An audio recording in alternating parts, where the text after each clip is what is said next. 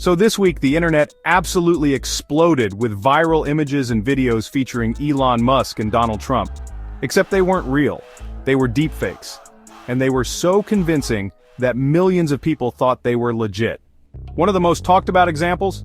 A set of AI-generated images showing Elon Musk in a full-on makeout session with a humanoid robot. Yeah, not joking. The images blew up on social media, especially on X and Reddit, before people realized, or were told, they were completely fake. And if that wasn't enough, an equally viral deepfake video made the rounds showing Donald Trump giving a wild campaign-style speech that he never actually gave. The video was polished, the voice was eerily accurate, and the content controversial enough to trigger a storm of reactions from both supporters and critics. Now here's the wild part. These weren't created by high-end Hollywood studios. They were made with publicly available AI tools. You or I could download this stuff right now and do the same thing.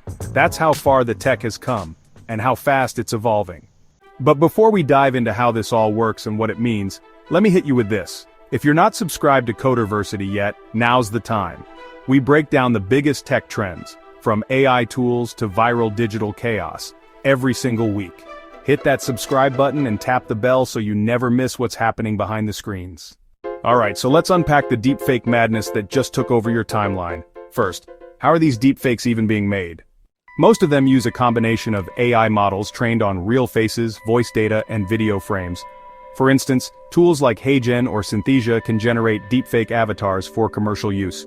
But others, like Deepface Lab, FaceSwap, and open-source GAN models, are freely available and can be used to mimic real people with jaw-dropping accuracy.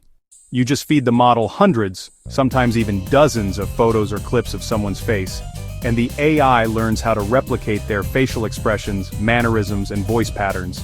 Add a script, generate audio with 11 Labs or a similar voice cloning tool, sync the lips, and you've got a fake that can fool millions.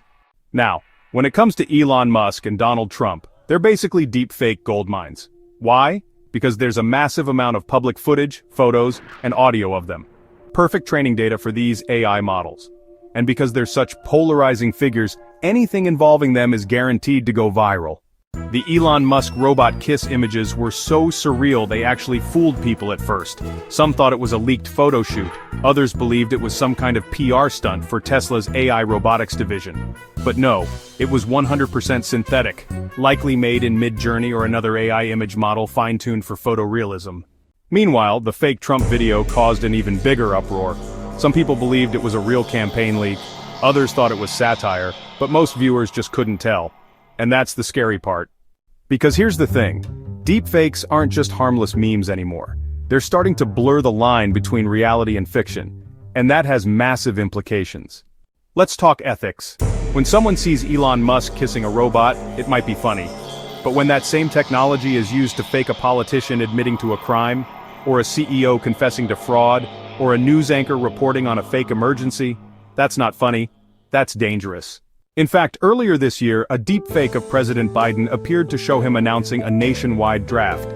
It spread fast, and while it was quickly debunked, the damage was already done. People panicked, trust eroded.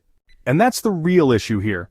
The more realistic these fakes become, the harder it is for people to trust anything they see online. We're entering a world where video and photo evidence isn't evidence at all.